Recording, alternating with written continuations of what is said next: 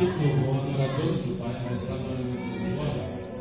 Eu vou pedir ao Daniel, vamos abrir para sentar aqui. Não deixar que pessoas passarem na frente agora. Crianças, vamos ter bastante cuidado para ficar bem vigilante. Já estamos com as 3 câmeras aqui, então vamos pedir bastante atenção para a transmissão. Amém, glória a Deus. Mais uma vez a paz do Senhor para todos. Vamos continuar adorando, porque o Senhor Jesus ele está aqui. E eu quero te convidar mais uma vez a colocar em pé, para juntos continuarmos nesta adoração, neste louvor, nessa unção que o Senhor tem nos dado.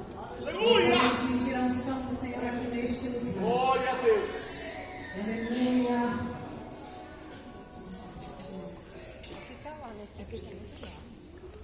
Glória a Deus.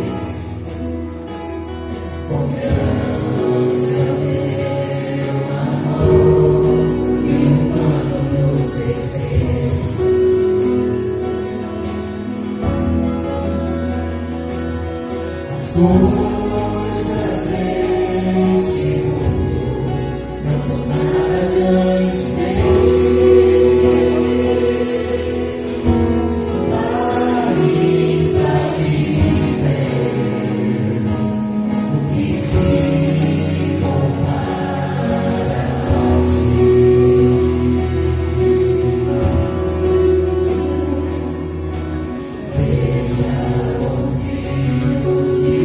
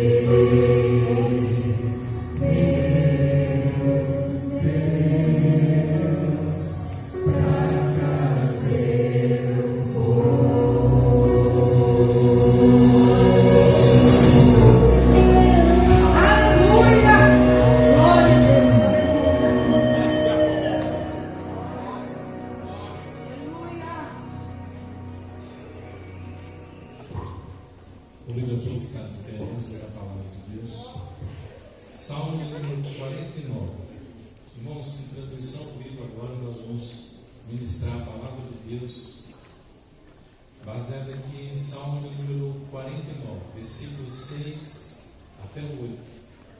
Vamos pedir que todos localizem a passagem bíblica para que possamos ler.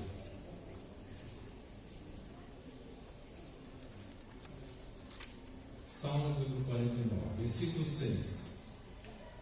Aqueles que confiam na sua fazenda e se gloriam na multidão das suas riquezas, nem eles, de modo algum, pode remir a seu irmão ou dar a Deus o resgate dele, pois a redenção da sua alma é caríssima e os seus recursos se esgotarão. Antes de você sentar, todos podem levantar a sua mão e declarar a vitória. É nossa, pelo sangue de Jesus. Quantos têm a marca do sangue de Jesus na sua vida? Glória a Deus. Podem sentar, glorificando e exaltando a Deus. Eu peço agora que todos estejam atentos à pregação da palavra do Senhor. Vamos pedir que ninguém se locomove no templo, nem converse com outra pessoa que está ao seu lado. Vamos estar atentos agora.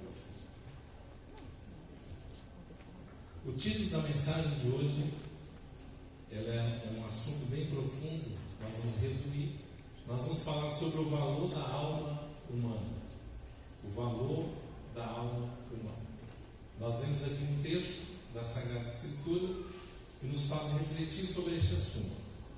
Este assunto ele é muito importante e ao mesmo tempo prático, porque todos nós aqui, todos, somos possuidores de uma alma. Então é um assunto que é bem peculiar, que vai ao encontro de cada um para que você possa meditar. Quando Deus criou o homem, Gênesis capítulo 2, versículo 7, diz assim, que Deus soprou fogo de vida. Essa expressão no hebraico, fogo de vida, quer dizer a vida dupla, a vida da alma e a vida do espírito. Portanto, o homem ele é tricótono, constituído de três partes, espírito, alma e corpo. E lá em 1 Tessalonicenses 5,23, Paulo diz para nós santificarmos espírito, alma e corpo, que eles existem. Você só pode santificar algo que seja real. Quando nós falamos sobre o espírito, alma e corpo, que seria já um estudo, uma pregação só nesse tema, que é muito profundo, é bem forte. Se você pegar um estudo do tabernáculo, você vai empregar o espírito, alma e corpo do tabernáculo, é um estudo fantástico, muito bonito, muito profundo. Deus criou o homem perfeito. Várias pessoas perguntam, Deus sabia que o homem ia pecar? Sim, porque Deus é onisciente.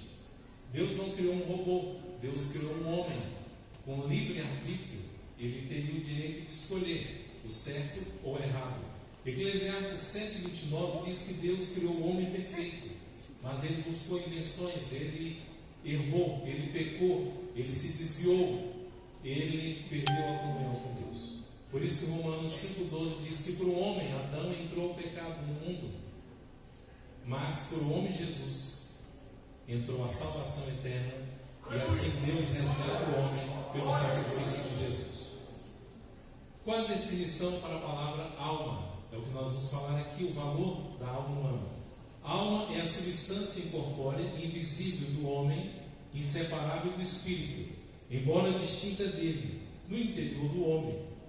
Consciente, mesmo fora do corpo, a sua alma, ela está consciente, ela existe. Porque o espírito ele gera vida para a alma e a alma gera vida para o corpo. Assim como o espírito e a alma estão entrelaçados, inseparáveis, sempre eles estarão vivos, sempre. E você tem a sua consciência devido à sua alma. Ela é a sede dos apetites, das paixões e das emoções. Nós temos 5 sentidos para o corpo, nós temos 5 sentidos para a alma, 5 sentidos para o espírito, cada um tem a sua faculdade. Uma das faculdades, os sentidos da alma, é a consciência. Quando você erra, a sua consciência te acusa, como está lá em Romanos 2,12. Quando você acerta, a sua consciência te defende. Por quê? A consciência, ela é a voz secreta da alma. E você sabe muito bem disso no seu interior. E quando a Bíblia fala sobre a alma, e aqui eu quero trazer para este tema o valor da alma humana. vem a seguinte pergunta: por que a alma é tão valiosa? Por quê? Temos várias respostas. Marcos 8,36 está escrito assim: pois que aproveitaria o homem ganhar todo o mundo e perder a sua alma? Olhando de uma forma profunda bíblica, só para você ter uma ideia, Deus criou todo esse universo. Todo esse universo é mais barato do que a tua alma. A tua alma custou o preço de sangue de Jesus na cruz do Calvário. Por isso que ele diz: que adianta ganhar o mundo inteiro e perder a sua alma? Porque a sua alma é importante. Você que adentrou este santuário nessa noite, você é importante para Deus. Você tem uma alma eterna, preciosa para o Deus Todo-Poderoso. Mas por que Jesus ele deu tanto valor à alma humana? Nós vamos responder tudo dentro da Bíblia Sagrada. Primeiro, a alma é muito preciosa porque o homem, ao possuí-la, torna-se um ser racional. Um ser racional. Como eu falei aqui, a consciência, as emoções fazem parte da faculdade da alma. Deus ele deu ao homem 3 poderes, que é o poder volitivo, ou seja, você tem vontade própria. Isso é algo peculiar à sua alma. O poder intelectivo, a inteligência, é advinda também da sua alma. E o poder afetivo ou o sensitivo, você tem emoções, você sente. Isso é algo da alma que está dentro de você. Dentro de nós tem o espírito e a alma que são eternos. Agora é bom que você pare para pensar o seguinte: todas as pessoas têm que procurar controlar suas emoções, que é peculiar à alma. Por isso que a Bíblia diz em Provérbios 4,23, eu conferi na Bíblia Viva, diz assim: cuidado com as suas emoções, porque elas podem afetar toda a tua vida. Ou seja, nós temos aqui 2 braços, 2 mãos. Com uma eu fico com o racional e com a outra eu fico com o emocional. Tem que haver um equilíbrio para que você possa ter uma vida abençoada na presença de Deus. Segundo, por que a alma é tão preciosa? Por que Jesus ele dá um valor imenso à alma? Em segundo lugar, e aqui eu vou parar mais um pouco para a gente meditar. A alma do homem é valiosa porque Deus a fez imortal. Isso é muito profundo. Eclesiastes capítulo 3, versículo 11, na Bíblia atualizada está escrito assim: Deus pôs a eternidade no coração do homem. Por que usou esse termo eternidade? Porque a sua alma é eterna. Por isso que Jesus tem um valor muito grande à alma, porque ele sabe que ela é eterna. A alma é eterna. Então nós temos que parar para pensar, ela é imortal. E quando eu paro para pensar nesse particular, que a alma é imortal, nós temos que pararmos no sentido espiritual e olharmos para esta vida e para o outro lado da vida. Quando eu falo eternidade é algo sem fim, é algo que amedronta as pessoas. Uns dizem que a alma se acaba com a morte. Esse é um pensamento baseado na filosofia do nada. Tudo termina no nada. Isso é errado. Nós sabemos pela Bíblia que a Bíblia é bem clara: a nossa alma é imortal. É imortal. Por que nós saímos nas praças pregando o Evangelho? Por que Jesus veio morrer na cruz do Calvário? Porque a sua alma é eterna. Se alguém disser que alguém morre e acaba e fica por aqui mesmo, está fora da palavra de Deus. Uns dizem que aqui na terra é o paraíso. Não é. Outros dizem que o inferno é aqui. Também não é. Se o inferno fosse aqui, seria bom demais. Tem pessoas que elas não sabem o que é o inferno, o sofrimento eterno. E às vezes até brincam com coisa séria, porque o inferno não é uma piada. O inferno existe, ele é real, ele é eterno também. Essa terra não é um inferno e nem um paraíso. Aqui é um campo de batalha. E só vão sair 2 tipos de pessoas: sem Deus, se não se arrepender e não quiser Jesus, o seu sacrifício, e morrer sem Jesus, inferno e sofrimento eterno. Agora, se a pessoa aceitar a Cristo, o seu sacrifício, e ela, a partir dessa vida, com Cristo, o perdão dos seus pecados, vai morar no céu eternamente com Jesus de Nazaré. Aqui é um campo de batalha. Nós estamos apenas aqui de passagem. Portanto, devemos estarmos preparados. E quando a Bíblia fala sobre a morte, morte na Bíblia nunca quer dizer destruição. Aí é que algumas pessoas se enganam. Elas pensam que a pessoa morre, vira pó, cinza e acaba. Não. Morte quer dizer separação e nunca destruição. Jesus disse em Mateus 27:52 da seguinte forma: e muitos corpos de santos que dormiam foram ressuscitados. Olha o detalhe. Ele disse que o corpo é que dorme. Espírito e alma, eles nunca dormem. Eles são eternos, eles nunca dormem. Cantares capítulo 5, versículo 1 diz assim: enquanto eu dormia, o meu espírito velava. Porque espírito e alma, eles nunca dormem. Quem morreu sem Jesus agora e foi para o inferno, as pessoas estão lá, elas estão sofrendo já, estão conscientes. Quem foi para o céu, quem está no céu, essas pessoas salvas não estão dormindo lá no céu, porque espírito e alma não dormem. Isso é heresia, dizer que no paraíso estão dormindo. Elas estão conscientes, elas estão glorificando a Deus, porque o que dorme é só o corpo, e mesmo assim está aguardando o dia da ressurreição. Quem morreu com Cristo, o corpo vai ressuscitar e está glorificado no céu. Sem Cristo, vai comparecer no juízo final para a condenação eterna. Agora, nós devemos pararmos para pensar. A sua alma é eterna. Um pastor morreu agora há pouco tempo. E muitas pessoas me procuraram para conversar. Eu estou recebendo muitas mensagens de pessoas que elas não aceitam o que aconteceu. E muitas falaram para mim: pastor, eu queria ter ido lá visitar esse pastor. Outra pessoa veio: pastor, eu queria ter visitado. Mas sabe o que aconteceu? As pessoas não foram, muitos não foram, que queriam ir. Morreu com Cristo, está salvo. Mas poderíamos ter feito alguma coisa. Poderíamos ter visitado. Agora, o que nós devemos fazer com isso que eu quero dizer? Eu vou muito em enterros. Agora, semana passada, eu fui em enterros. Sempre eu vou em enterros, faço casamentos. Mas eu quero dizer para você: isso aqui é sério. Você quer fazer alguma coisa para alguém? Quer fazer o bem? Perdoar? Faça aqui em vida. Eu quero dizer bem claro, lá na frente eu vou explicar bem. Depois que morre, não adianta mais você querer orar para alguém, jejuar, nada disso tem efeito depois que morre. Pare para pensar agora, valorize a pessoa que está ao seu lado agora. Faça algo por ela agora, porque o amanhã pode ser tarde. Deuteronômio, que é o 5º livro da Bíblia, capítulo 18, versículo 11, a Bíblia condena, Deus condena a necromancia, orar pelos mortos, consultar os mortos. Deus proíbe, é pecado. A Bíblia diz em Jó capítulo 7, versículos 9 e 10: quando uma pessoa morre, ela nunca mais volta a essa terra. Se alguém disser que tem alguém aparecendo por aí e falando com as pessoas, isso é heresia, é contra a palavra de Deus. Segundo aos Coríntios 12, 11, 14, diz que Satanás se transfigura em anjo de luz para enganar as pessoas. Portanto, escute bem. Quer fazer bem para alguém, faça agora. Davi, quando o filho dele nasceu, ele começou a orar e jejuar porque ele estava doente, menino.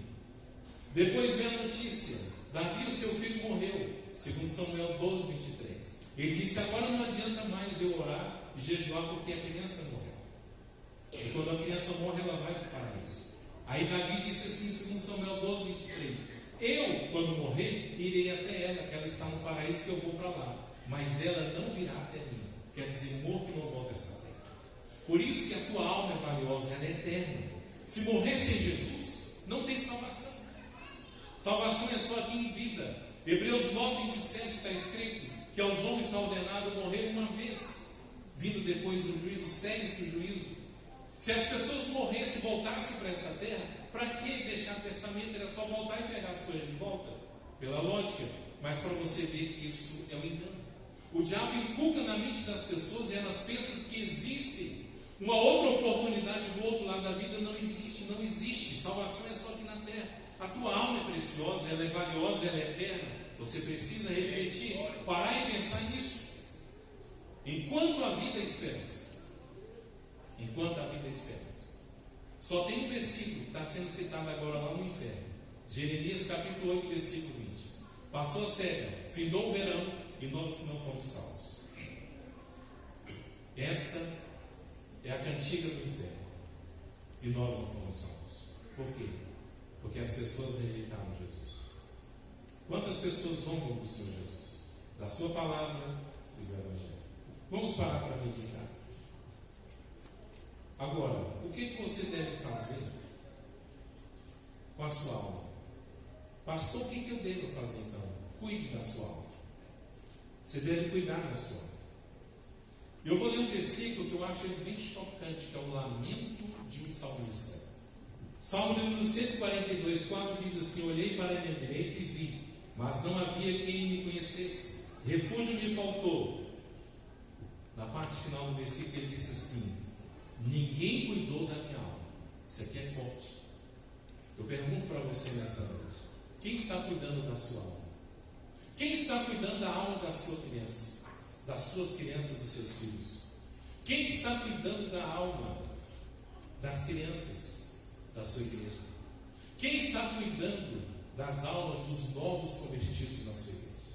Você já parou para pensar? No juízo final, alguém chegar e vai dizer o seguinte: ninguém cuidou da minha alma. Isso é forte. Quem está cuidando da sua alma? Por isso que um cristão ele deve ter uma igreja, se congregar.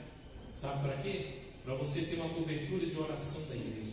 Porque nós precisamos um dos outros. Até para nascer, você precisa de 2 pessoas. Para morrer de 4, porque tem que pegar na alça e o caixão. Você precisa de 4 pessoas. Ninguém vive só, isolado. Nós precisamos uns dos outros. E aqui tem uma igreja para cuidar da sua alma. Ela mostrou o precioso sangue de Jesus na cruz. Um pastor, ele contou um testemunho dele, que ele disse que quando ele completou 19 anos, ele se desviou e foi para o mundo. Ele era um crente, pregava a palavra de Deus. Mas ele falou uma coisa chocante com esse Salmo 142, 4. Ele disse: ninguém foi atrás de mim. Ninguém foi atrás de mim. E eu pergunto: quem está cuidando da sua alma? Você tem que ter uma igreja, um pastor, para você ter uma cobertura de oração, uma proteção, porque você precisa de uma igreja para te ajudar. E essa palavra aqui ela é muito forte, porque se as pessoas chegarem no juízo final e fizerem esse lamento com o salmista, ninguém cuidou da minha alma. Quantos crentes cristãos largaram a sua igreja, deixaram os cargos? Deus te confiou alguma coisa, pôs nas tuas mãos para você trabalhar na igreja, cuidar de um departamento, de um grupo, de uma equipe, e você simplesmente entregou tudo, foi embora. E eu pergunto: cadê aquelas almas que Deus confiou nas tuas mãos? Ninguém cuidou da minha alma. A sua alma é importante, ela é eterna. Agora veja só, o que é cuidar? As pessoas serão tocadas mais pelo que você se encontra com elas do que quanto você sabe. Dentro dessa palavra cuidar estão 6 atitudes que determinarão seu sucesso como consolador. Na própria palavra cuidar nós formamos um acróstico: compromisso, união, intercessão, dedicação, amor, responsabilidade. Em Atos 20, 28, Paulo, quando orientou os líderes, ele se preocupou com o rebanho.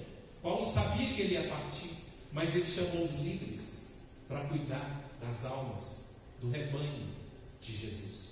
E ele disse assim, Atos 20, 28: cuidem de vocês mesmos e de todo o rebanho que o Espírito Santo entregou aos seus cuidados, como pastores da igreja de Deus, que ele comprou por meio do sangue do seu próprio Filho. Então o cuidado é muito importante e cabe a cada um de nós refletirmos sobre isso. E eu pergunto: quem está cuidando da sua alma? Pare para pensar nisso. Quem está cuidando da sua alma? Jesus contou uma parábola, está lá em Lucas 10. Eu quero narrar aqui, sintetizando para vocês. Escute bem. Um homem procurou Jesus e foi falar sobre a lei. Jesus, conhecendo o coração de cada um, Jesus sabia que os judeus nos comunicavam com os samaritanos. Isso é uma longa história, é um período histórico, quando as 12 tribos se dividiram. No ano 722 a.C., as 10 tribos do norte foram levadas pelo rei da Síria. No ano 606 a.C., depois foram as 2 tribos do sul, Judá e Benjamim, foram levadas ao cativeiro por Nabucodonosor. Depois que eles retornaram, houve uma mistura e os judeus então não queriam se comunicar com os samaritanos. E Jesus sabia que quem cumpre a lei, você tem que realmente amar o seu próximo. Jesus foi no ponto chave para conversar com aquele homem. Ele disse o seguinte: olha, eu vou contar aqui para você uma história. Um certo homem, ele descia de Jerusalém. Esse homem representa a humanidade. Jerusalém representa a comunhão com Deus, o céu, a bênção. O nome Jerusalém, Jeru quer dizer cidade, Salém, paz, a cidade da paz. Ele descia para Jericó. Jericó representando a maldição, quando houve um pronunciamento de maldição.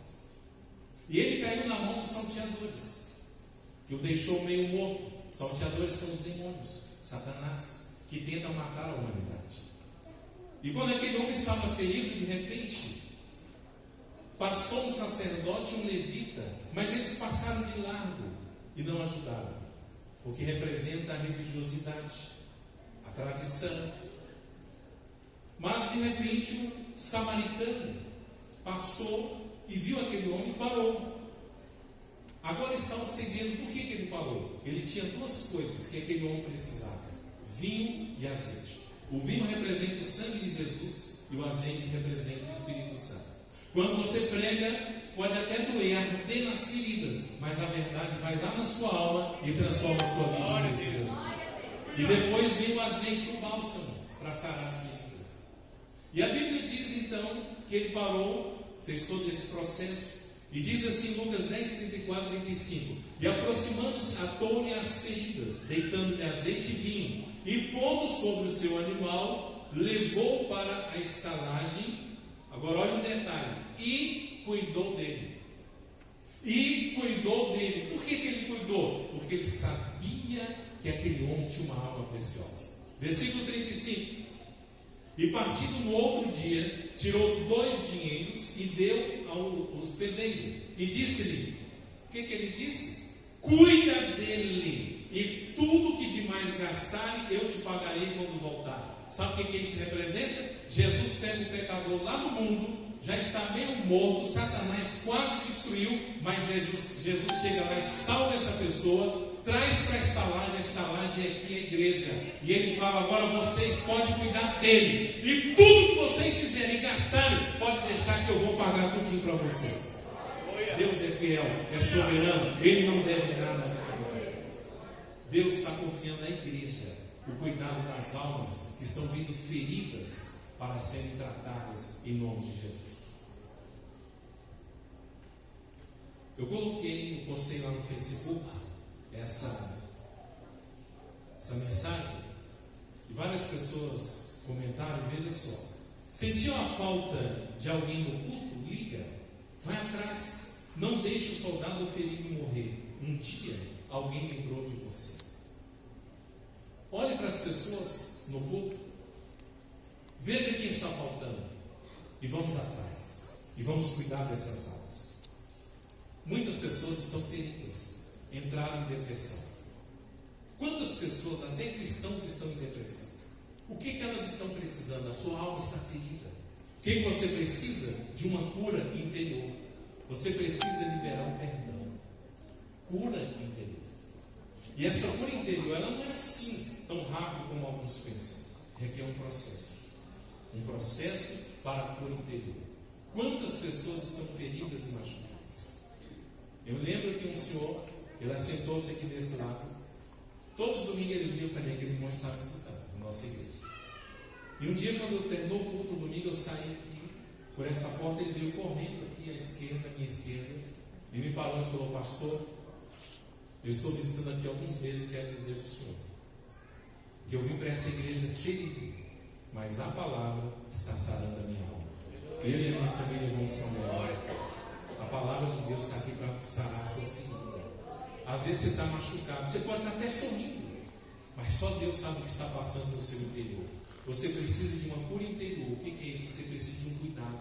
A sua alma precisa de um cuidado especial, precisa de um perdão. Quem sabe você está precisando liberar o perdão e também ser perdoado. E Deus vai tratar com você aqui disso. Ele vai trabalhar. O agir de Deus é perfeito, mas você vai sair daqui de cabeça erguida, glorificando, exaltando o nome do Senhor. E o que é perdoar? Escute bem.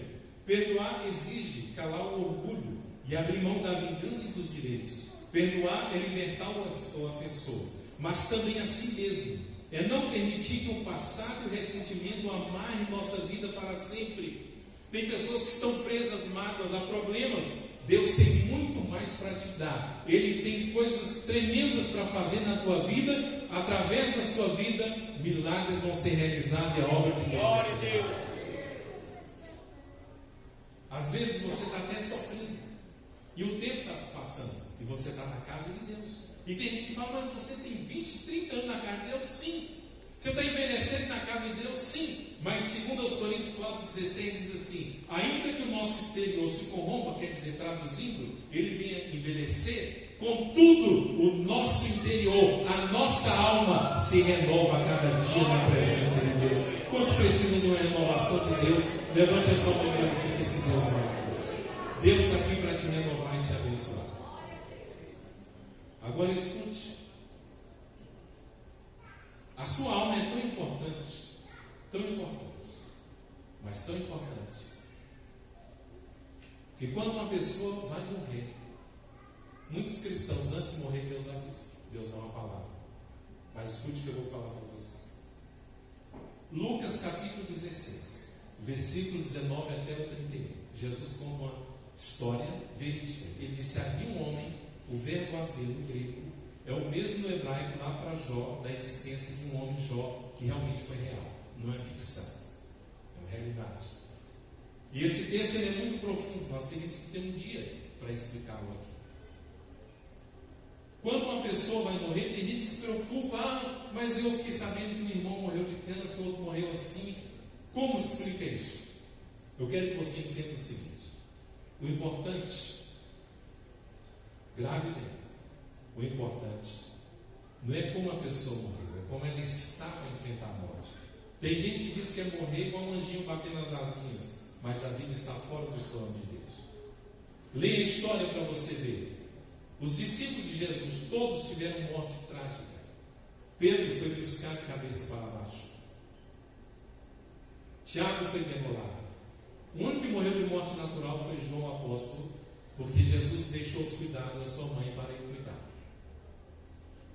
João Batista, para que morte mais trágica do que aquela? Cortaram a cabeça dele, colocaram no prato e mandaram entregar para alguém. Mas ele foi salvo. Então pare para pensar. Como que você está? Prepara-te para enfrentar. Porque quando a morte chega, ela não escolhe nada, só respeita Jesus. No seu ministério, Jesus ressuscitou 3 pessoas: a filha de Jairo, uma criança, o filho da viúva de Naim, jovem, e Lázaro, adulto. E se diga que quando a morte vem, ela vem para criança, jovem e adulto. Você tem que estar preparado. E Jesus conta a parábola do rico insensato em Lucas capítulo 12. No versículo 20 ele diz assim: mas Deus lhe disse: louco, esta noite pedirão a tua alma, o que tens preparado, para quem será? Escute bem. Por que ele é chamado rico insensato? Porque ele encheu os seus celeiros e disse assim: ó alma, você vai saciar a sua fome. Jesus falou: louco, porque uma alma ela não vai se alimentar de alimentos dessa terra. Louco. Diz assim: esta noite. Por que ele falou noite? Porque o homem que não tem Jesus, ele está nas trevas. Lá em João 13:30, quando Judas foi trair Jesus, a Bíblia diz que era já noite. O homem que não tem Deus, ele está nas trevas. Por isso que Jesus disse, João 8:12: eu sou a luz do mundo, que anda em Cristo não estará em trevas, mas na luz eterna. Por isso que ele diz: louco, esta noite pedirão a tua alma. Ele não disse pedirão a tua casa, pedirão o teu carro. Você pode ter bens materiais? Pode ser ele, pode, é ótimo. Mas ele está dizendo: esta noite pedirão a tua alma. Olha a profundidade disso. Pedirão a tua alma. E o que tens preparado? Para quem? Quando ele fala para quem, está se referindo a uma pessoa, a um ser. Quando uma pessoa morre, se ela morre sem Jesus, vai para o inferno, para o diabo. Para quem? Se morre com Cristo, vai para o céu, para Jesus. Uma pessoa real. Você deve parar para pensar. Lucas 19:10 está escrito assim: porque o Filho do Homem veio buscar e salvar o que se havia perdido. Jesus veio morrer aqui nessa terra para salvar a tua alma, a nossa alma. E ela é eterna. Jesus veio para salvar a nossa alma. Ela é eterna. Depois você lê em casa Lucas 16, 19 até o 31. Essa passagem é muito profunda. Quando o Lázaro morreu, salvo, ele foi para o seio de Abraão. O rico foi enterrado e foi para o Hades, para o inferno. E lá no inferno, ele disse assim: mande avisar lá em casa que eu tenho 5 irmãos, para que não venha para esse lugar de tormento. Abraão respondeu: não pode. Na terra só tem isso aqui. Moisés e os profetas da Bíblia, ouçam. Ninguém volta essa terra para avisar alguém quem morreu. Aqui está a palavra viva de Deus para as pessoas. E Abraão disse para ele assim: filho, lembra-te. Olha o detalhe, está lá em 16, 25. Lembra-te. Uma faculdade da alma. Lembrança. Lembra-te. Ele se lembrou aquele homem perdido, que ele tinha 5 irmãos nessa terra, para que eles fossem avisados para não ir para aquele lugar de Deus. Por isso que Jesus, ele veio para buscar e salvar o que se havia perdido, porque a tua alma é importante. Agora, a salvação, ela só pode ser obtida aqui nessa terra. Por isso que Jesus disse em Mateus 9,6: para que saibais que o Filho do Homem tem autoridade na terra para perdoar pecados. Perdão de pecados é só aqui nessa terra. Quantos já fizeram a sua decisão para Jesus para glorificar a Deus? Só aqui. Passou dessa vida, não tem mais perdão, não tem oportunidade, não tem salvação. A Bíblia diz em 1 Pedro 1, 18 e 19: sabendo que não foi com coisas corruptíveis como prata ou ouro que foste resgatados da vossa vã maneira de viver, que por tradição recebeste dos vossos pais, mas com o precioso sangue de Cristo, como de um cordeiro imaculado e incontaminado. Você foi comprado, resgatado pelo poder do sangue de Jesus vertido na cruz do Calvário. E eu sinto o poder desse sangue que nos purifica de todo o pecado. João Batista, ele nasceu do impossível, porque os seus pais já eram velhos. E lá no Antigo Testamento, Isaac também nasceu do impossível, que seus pais já eram idosos. Sara, 90 anos, Abraão, 100. E ele perguntou: pai, onde está o cordeiro? Ele fez a pergunta no Antigo Testamento.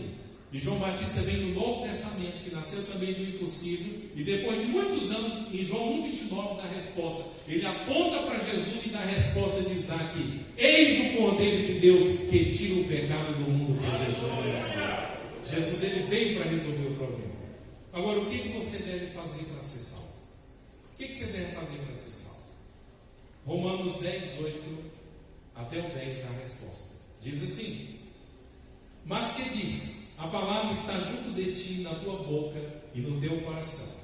Esta é a palavra da fé que pregamos, a saber, se com a tua boca confessares ao Senhor Jesus e em teu coração creres que Deus restou dos mortos, serás salvo, visto que com o coração se crê para a justiça e com a boca se faz confissão para a salvação. Fique de pé agora e nós vamos orar a Deus.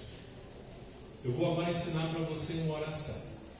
Você que está nos ouvindo agora, onde você estiver, se você quer ser salvo, faça isso que eu vou falar agora, baseado na palavra de Deus.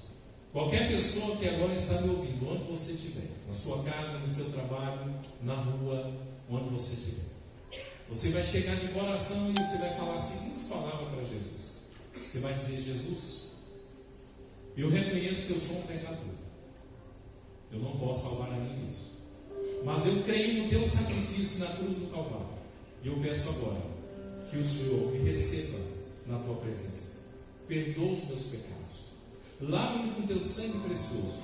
Escreve meu nome no livro da vida. Se você fizer isso de coração, você vai receber a salvação eterna de Jesus agora na sua vida.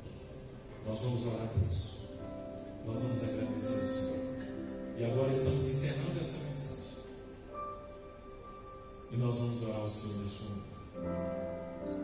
Vamos pedir que Deus, Ele te dê agora mais uma oportunidade. E agora é o momento. A Bíblia diz: hoje é o dia da salvação. Agora é o dia da salvação. Quem sabe você se desviou dos caminhos do Senhor? Você está afastado dos caminhos de Jesus. Quem sabe você ainda não entregou sua vida para Jesus? E agora Deus te convida. E a salvação é a coisa mais fácil.